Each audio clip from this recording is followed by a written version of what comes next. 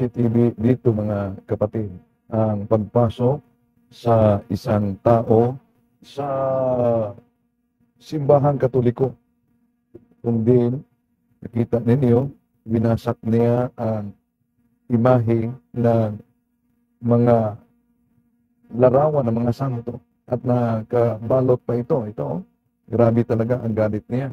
At ito din ang sa isang CCTV, nakita kung saan talagang maramdaman mo ang galit niya sa mga imahe ng mga larawan ng mga santo. Ito, binalikan pa niya kahit, ayun, binasak talaga niya.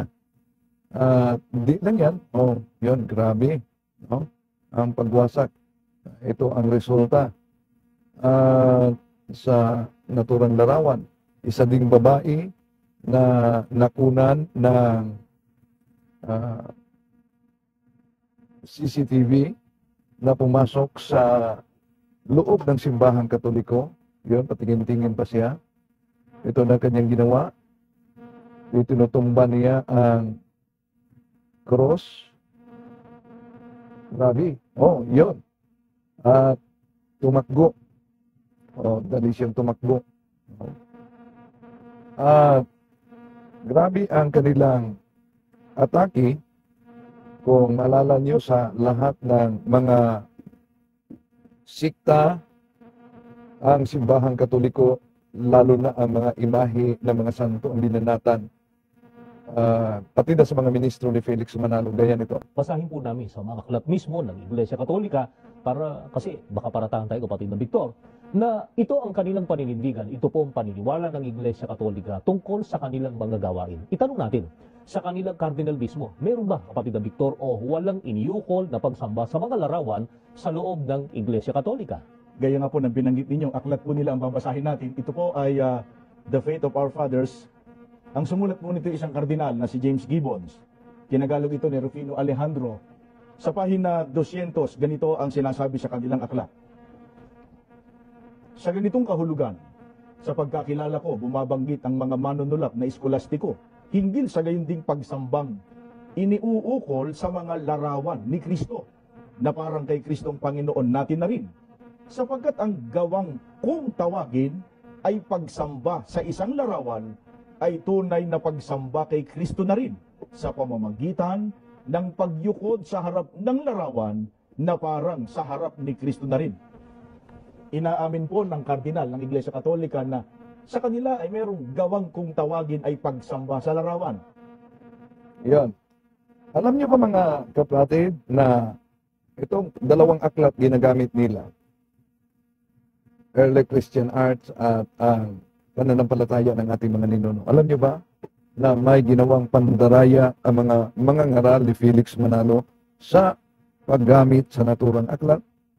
Ito ang ating i-expose ngayon at sasagutin. Samahan ninyo. Pinasok ang kapilya, sinunog ang larawan ng Panginoong Hesukristo at Mahal na Birhen Maria, pati na ang abito ng sakristan.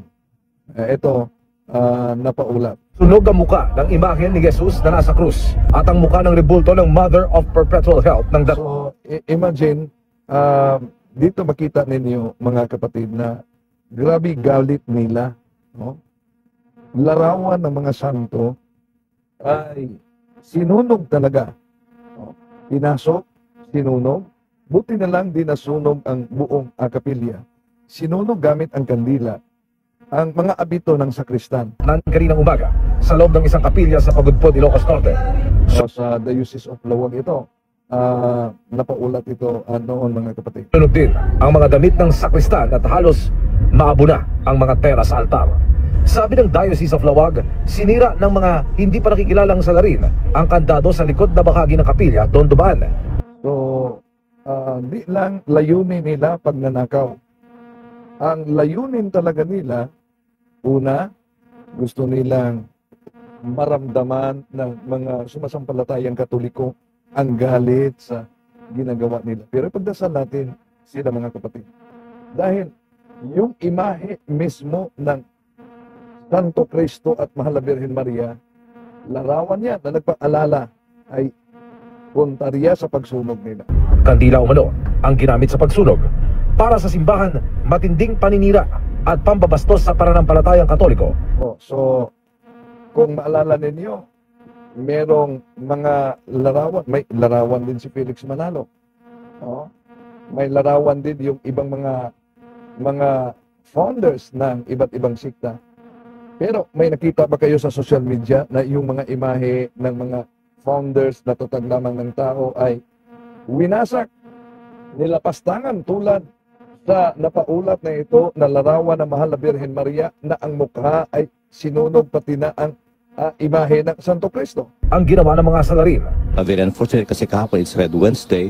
It's supposed to be prayer for the... So ito pa ay naganap sa Red Wednesday pala, no?